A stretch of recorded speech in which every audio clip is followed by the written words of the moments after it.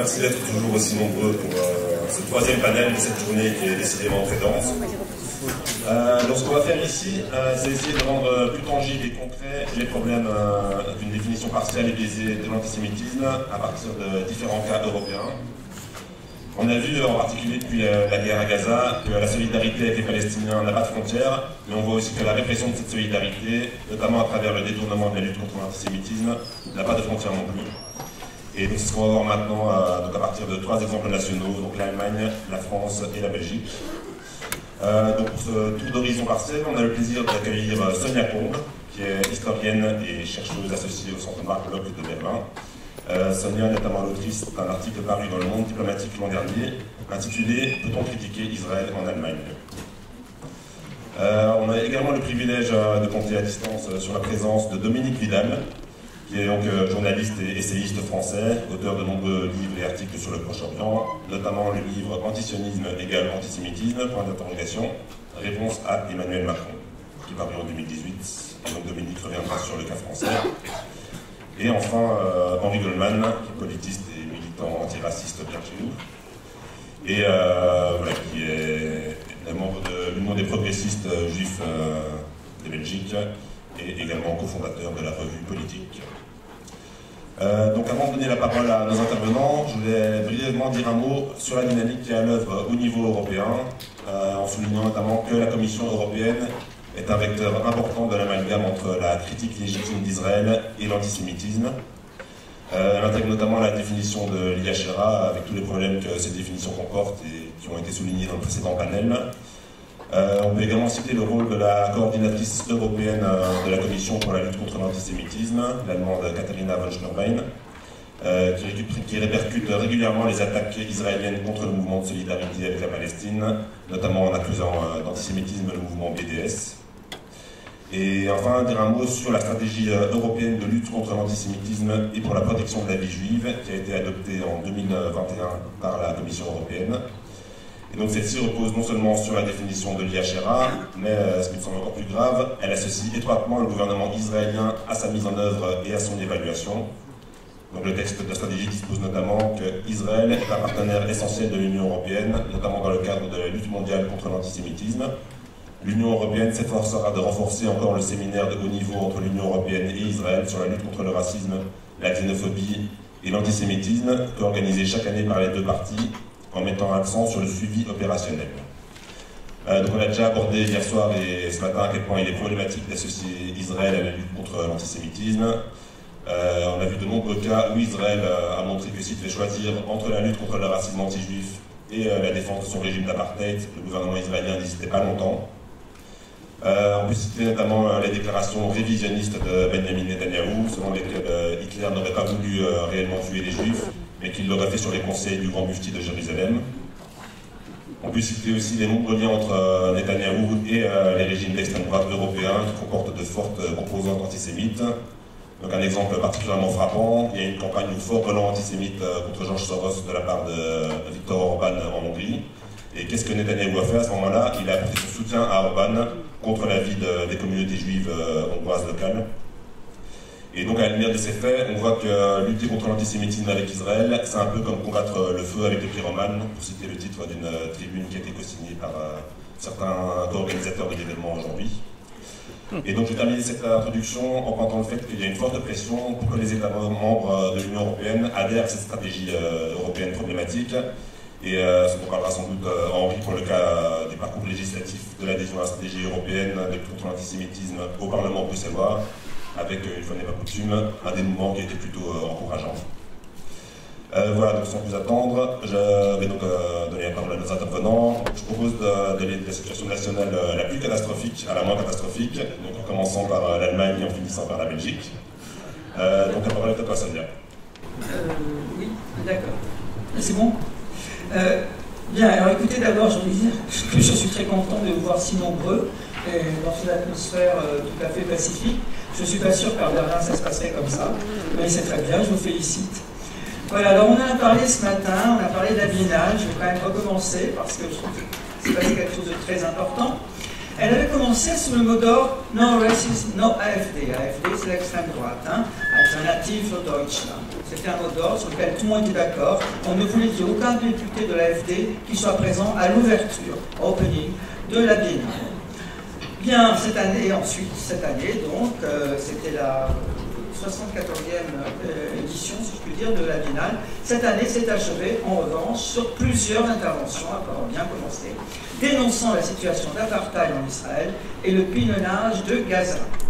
C'était à l'occasion de la remise du prix, dont on a parlé ce matin, du meilleur documentaire à deux réalisateurs israéliens, l'un juif et l'autre pas, pour leur film No Other Land, très très dur, je peux vous le dire, c'est très très dur, insensible à tenir, sur l'occupation en Cisjordanie. Yuval Abraham et Baz al-Adra vivent à 30 minutes l'un de l'autre, explique à Abraham, lui peut se déplacer comme il l'entend, Baz ne peut pas, lui peut voter, Baz ne peut pas, c'est ce qu'on appelle un régime d'apartheid. Baz al-Adra, dont le documentaire porte sur le rasage de son propre village par Tzahal, devait de son côté... Je suis trop proche du micro? Ah bon. Baz al-Adra, dont le documentaire porte sur le rasage de son propre village par Tzahal, devait de son côté évoquer le massacre de Gaza, demander un cessez-le-feu et que l'Allemagne cesse d'envoyer des armes à Israël. Je crois que l'Allemagne est, après les États-Unis, le pays qui fournit le plus d'armes à Israël. Tous deux ont été fortement applaudis, y compris par le maire de Berlin et la ministre de la Culture, qui furent cependant promptement rappelés à l'ordre dans la nuit même. Le chancelier Olaf Scholz fit immédiatement savoir qu'il n'y avait aucune place pour l'antisémitisme en Allemagne. La ministre de la Culture, Claudia Roth, fit savoir quant à elle qu'elle avait applaudi, oui, mais elle avait applaudi le réalisateur israélien, pas le palestinien, parce qu'il n'avait pas mentionné que le 7 octobre était à l'origine de la réaction d'Israël. La presse israélienne, le lendemain, a immédiatement qualifié les propos des deux réalisateurs de propos antisémites, et les réalisateurs reçoivent depuis des menaces de mort au point qu'ils auraient annulé la date de leur retour. Alors, à l'origine de cette accusation se trouve la confusion bien connue, bien analysée, entre la critique de la politique d'Israël et l'antisémitisme. Mais cette confusion a été en Allemagne entérinée par l'introduction dans la raison d'État allemande, Staatsräson, de la sécurité d'Israël. Cela remonte à 2008, lorsqu'au cours de la commémoration des 60 ans de l'État d'Israël, la chancelière Angela Merkel prononça ce qui sera qualifié de discours historique. Je cite, « En raison de la responsabilité historique de l'Allemagne, chaque gouvernement allemand, chaque chancelier avant moi a ressenti l'obligation de défendre la sécurité d'Israël. » Cela, c'est faux. Mais bon, elle l'a prononcé. La responsabilité historique de l'Allemagne fait partie de sa raison d'État. La sécurité d'Israël n'est pas négociable. J'ai dit cela c'est faux parce que c'est vrai que le tournant a eu lieu après la réunification. C'est un autre débat, mais je ne le mentionne qu'à mon passage. C'était donc la première fois qu'un chancelier allemand pénétrait dans l'enceinte du Parlement israélien. C'est aussi la première fois que le drapeau allemand était hissé au-dessus de la Knesset. L'hymne allemand fut joué à cette occasion, ainsi que le Hatikva, l'hymne israélien. C'était l'époque où Ehud Olmert était au pouvoir, était le chef de l'État, et Benjamin Netanyahou n'était que le leader de l'opposition. 10 ans plus tard, pour le 70e anniversaire de la création de l'État d'Israël, en 2018, la phrase de Merkel se transformera en une résolution du Bundestag. C'est là la différence. La raison en est, dit-on, la montée bien réelle de l'antisémitisme en Allemagne, mais on voit comment, en reliant la sécurité d'Israël à la montée de l'antisémitisme en Allemagne, on établit de façon subreptice un lien entre la critique de la politique d'Israël et l'accusation d'antisémitisme, puisque la résolution a été votée précisément dans le contexte de la montée de l'antisémitisme. De l'implicite, on est passé désormais à l'explicite. Pour lutter contre l'antisémitisme, il existe en Allemagne un vaste dispositif, constitué de plusieurs instances. Un réseau collectant les informations concernant des manifestations antisémitistes, le réseau RIA, c'est un acronyme, a été créé en 2015. Un office fédéral a été créé en 2017 pour lutter contre l'antisémitisme et il y a désormais des antennes dans chaque land et il y a 16 Länder en Allemagne. Et depuis 2018, le gouvernement allemand a même un délégué chargé lui aussi de lutter contre l'antisémitisme. Ce sont des forces qui vont de tous les côtés et qui n'ont pas d'ailleurs un conseil central pour se regrouper. Et à tous les niveaux, donc, il y a une observation de différents fonctionnaires de l'État. Il y a également un chargé de la lutte contre l'antisémitisme au sein de la police, ce qui est pas mal en soi. Néanmoins, je ferai remarquer qu'il n'y a pas, on peut leur faire remarquer qu'il n'y a pas un chargé de la lutte contre la xénophobie au sein de la police, en revanche. Bon, il existe certainement des organismes qui, tels la Fondation Amadeu Antonio, créée en 1998, disent au moins avoir pour but la lutte contre tous les racismes, dont l'antisémitisme. Mais ils sont moins nombreux, on les entend guère et on se focalise surtout sur l'antisémitisme. Alors l'AfD, l'extrême droite, est entrée, comme vous savez, en 2017 au Bundestag. Elle n'a pas voté cette résolution. Parce que dans cette résolution, qui intègre donc la sécurité d'Israël dans la Staatsräson, il est dit quand même que la plupart des actes antisémites constatés viennent de l'extrême droite. On précise aussi qu'elles peuvent être le fait de personnes de confession musulmane. Mais Alexandre Gauland, député de l'AfD, qui a refusé de voter donc la résolution, s'est saisi de l'occasion pour dire que le gouvernement était responsable de la hausse de l'antisémitisme. C'était la conséquence de sa politique migratoire. L'antisémitisme en Allemagne, tenez-vous bien, a été importé. Le même Gauland qualifiera 3 mois plus tard la période du Troisième Reich comme une peccadille, un détail pour d'autres personnes, comparé aux 1000 ans d'histoire allemande. Dans le discours où il énonce cette phrase, il précise que des juifs comme Walter Rathenau, ministre sous la République de Weimar, qui avait été assassiné, ou Ernst Kantorowicz, historien et le docteur du roi, font eux quand même partie de l'histoire héroïque des Allemands. Tandis que l'islam, je cite, nos ancêtres l'ont vaincu en 1683 lors du siège de Vienne par les Ottomans. En juin 2019, sur proposition remaniée, le Bundestag accepte les propositions de l'AfD, mais quand même, pour l'instant, il les remanie un petit peu.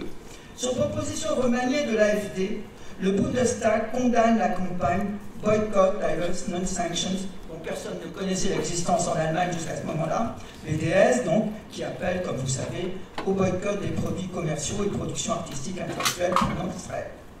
La campagne BDS est décrétée de nature antisémite par le Bundestag.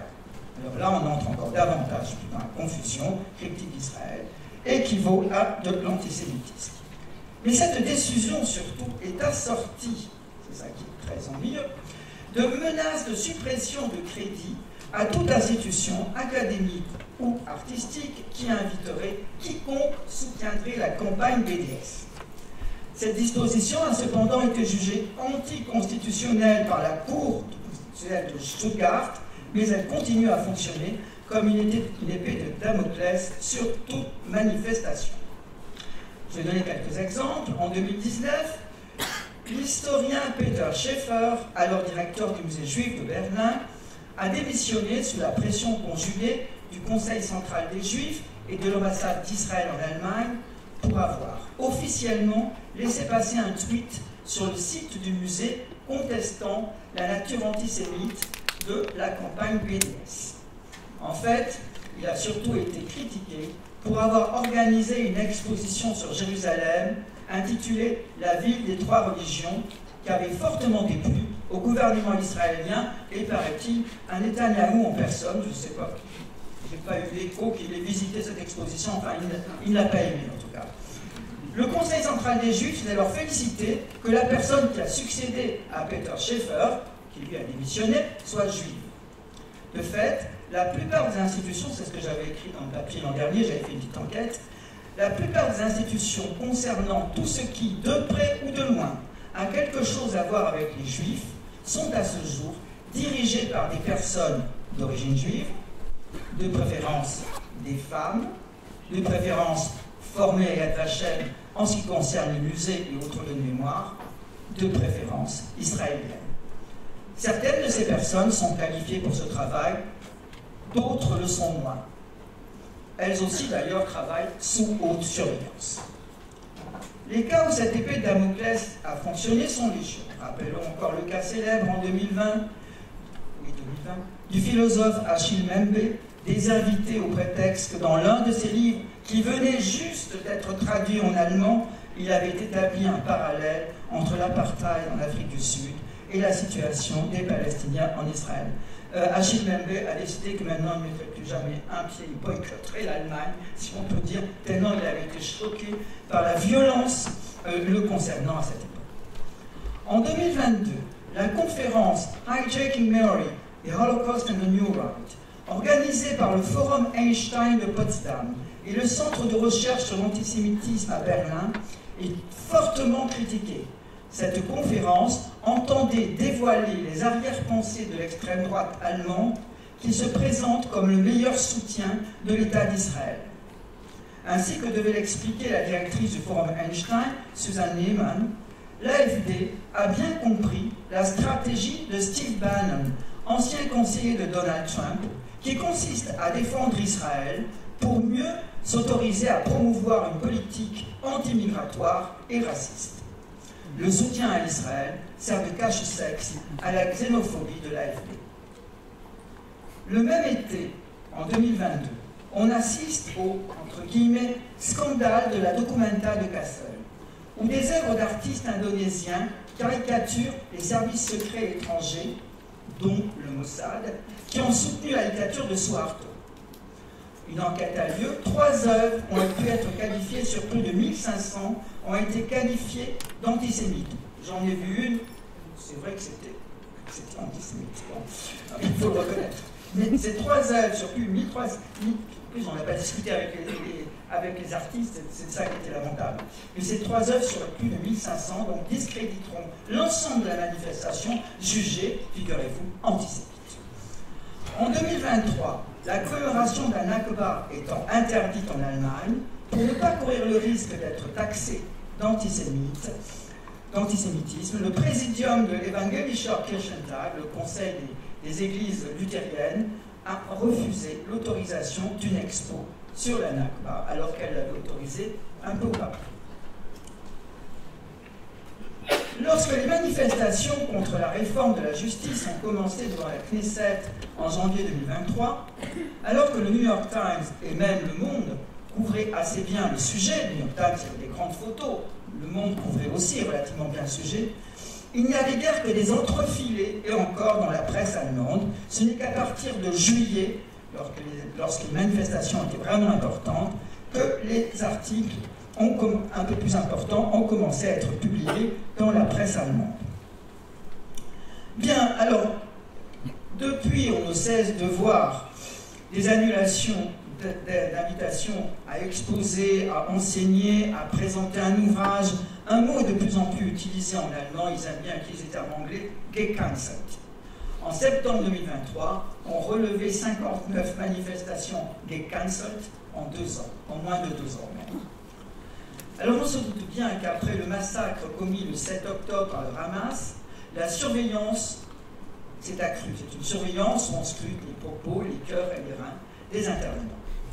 L'essayiste américaine d'origine russe, et malheureusement il faut encore le dire, elle est juive, Masha Gessen, n'a pas pu recevoir le prix que lui avait attribué la fondation Heinrich Böll, qu'en petit comité et après des hésitations, car elle avait comparé la situation de Gaza après le 7 octobre à celle d'un ghetto. Normalement, il voulait même ne plus la recevoir, mais il y a eu des telles manifestations de soutien qu'après des hésitations, ils ont accepté, mais un petit comité, en disant sinon, ça risque d'être dangereux, on n'a pas assez de force de police pour protéger la fondation Heinrich Böll. Lors de la foire de Francfort, à la mi-octobre, l'autrice palestinienne Adania Shibli ne put recevoir son prix pour son livre Minor Detail. Elle relatait le viol d'une jeune bédouine par des soldats israéliens en 1949. Les faits étaient avérés, les soldats avaient été condamnés, mais pourtant les organisateurs de la foire de Francfort décidèrent que ce serait déplacé d'attribuer ce prix dans le contexte du 7 octobre. Il y eut bien sûr des protestations, mais rien n'y fit. Derrière ces pressions, on trouve autant le Conseil central des Juifs que l'ambassade d'Israël, mais comme déjà mentionné, il y a tout ce dispositif de surveillance. Selon Susan Neiman, directrice du Forum Einstein, américaine, je crois qu'elle est américaine et israélienne. La veille documentaire, on peut dire, de l'Office fédéral créé pour combattre l'antisémitisme relèverait, dit-elle, de méthodes macartistes. Selon le chercheur australien Dirk Moses, cette fois, il s'agirait d'un philosémitisme rédempteur des Allemands. Le quotidien conservateur Frankfurter Allgemeine Zeitung, FAZ, est devenu le porte-parole d'un nouveau conformisme qui consiste à détecter de l'antisémitisme chez des personnes comme Judith Butler, etc. Et comme on a pu le relever, le philosémitisme est devenu le code culturel de l'Allemagne réunifiée. Stigmatisés dans le passé, les Juifs sont aujourd'hui sacralisés. Alors bien sûr, on pourrait multiplier les exemples et mentionner ce que l'on dit peu en Allemagne, que nombre d'associations communautaires musulmanes ont condamné le massacre du 7 octobre. On préfère rappeler la distribution du baklava le lendemain du 7 octobre dans la Sonnenallee de Berlin-Neukölln, désormais baptisée Gaza Street. On préfère monter en épingle une bagarre entre un étudiant allemand, ça s'est passé il y a 2 semaines, pro-palestinien, et un étudiant, je ne sais pas s'il était juif, qui était allemand, mais on a dit qu'il était juif, qui a dû, lui, être hospitalisé. Il est sorti d'ailleurs immédiatement, enfin, il a été bien à l'hôpital quand même. Alors, cette bagarre a eu lieu en dehors du campus. Mais on a demandé à ce que la Freie Université, l'université, exmatricule cet étudiant. Pour l'instant, elle résiste en arguant du fait que la bagarre a eu lieu, la bataille a eu lieu à l'extérieur du campus et que par ailleurs, on ne sait pas si la critique d'Israël a provoqué des cris antisémites ce jour-là. Pour l'instant, on n'en sait rien. L'enquête est en cours. Par ailleurs, le 7 octobre a fourni l'occasion aux politiciens d'extrême droite de promouvoir davantage encore leur politique anti-migratoire, en exigeant par exemple que les demandeurs d'asile expriment un soutien à Israël et la preuve de leur détachement vis-à-vis de l'islam pour avoir le droit de vivre en Allemagne.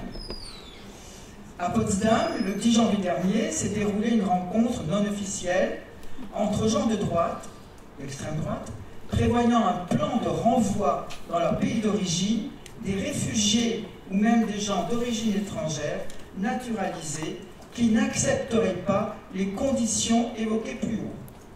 Expulser donc ceux qui ne seraient pas assez assimilés. Alors, comme on le sait, le tableau n'est pas si noir. Cela a provoqué ces énormes manifestations qu'on a pu voir il y a 2 semaines, un dimanche il y a 2 semaines, qu'on a pu voir dans tout le pays et qui étaient effectivement très très importantes. La scène artistique est celle qui est placée le plus sous haute surveillance, car les résistances y sont les plus fortes. Ça ne vous étonnera pas, en tout cas moi ça ne m'étonne pas, puisque j'en fais partie, l'université fait plutôt le dos rond. Mais les résistances commencent à faire tache d'huile. Lorsque le Kultursenator de Berlin, Joe Chiao, voulut à nouveau rappeler qu'en cas de non-respect de la définition de l'IRA, les subventions seraient suspendues, il lui fait objecter que c'était indéfendable au regard du droit. Une commission d'experts auprès du Bundestag s'est à nouveau réunie et à l'exclusion du représentant du Conseil central des Juifs, elle s'est prononcée contre des clauses restrictives et des interdits. On prévoit, on a évoqué cela tout à l'heure, on prévoit en revanche l'élaboration d'un code de conduite. Et il fut aussi approuvé qu'il fallait mener dans la gauche un débat sur l'antisémitisme en RDA et dans l'ancienne RFA. La gauche est particulièrement ciblée. Et là, je vous renvoie quand même à l'atmosphère anticommuniste de l'ancienne RFA. On retombe dans cette tonalité qui n'a pas complètement disparu, de même que l'antisémitisme, qui est loin d'avoir totalement disparu, bien évidemment, dans la société allemande. Alors en conclusion, qui donne le ton? Ça va, je suis dans les temps là, hein? Bien, on va dire. Les gouvernants invoquent la responsabilité historique de l'Allemagne vis-à-vis des Juifs. Alors il faut surtout entendre vis-à-vis d'Israël à la place des Juifs. Si ce sentiment existe bien dans la société, et ça c'est vrai, les manifestations l'ont montré, le sentiment de responsabilité historique existe des baby-boomers à la dernière génération, les jeunes s'appellent die letzte Generation maintenant, c'est quand même l'esprit d'espoir, C'est vrai, la preuve était dans les manifestations contre l'AfD, mais on peut être sceptique, en revanche, pour être sûr que ce soit la responsabilité historique de l'Allemagne qui soit au cœur de la politique inconditionnelle à l'égard d'Israël, du côté des politiques. L'accusation d'antisémitisme jeté à la volée contre toute critique d'Israël, le soutien inconditionnel à la politique actuelle de l'État hébreu a et aura pour conséquence une montée d'antisémitisme, parallèlement à celle de l'islamophobie dont on parle moins, mais qui est aussi inquiétante. La semaine où je suis parti, c'est la semaine dernière, il y avait trois mosquées qui avaient été, pas incendiées, mais attaquées, gribouillées, je ne sais pas ce qui est passé, avec des menaces de mort proférées à leur imam. Mais ça fait l'objet, dans le meilleur des cas, d'entrefiler. Enfin, en tout cas, je terminerai cette phrase. Ce qui se passe, c'est la preuve aujourd'hui, c'est la preuve de la faillite de la politique mémorielle dont on fait généralement de l'Allemagne le modèle pour avoir si bien su surmonter le passé. Voilà.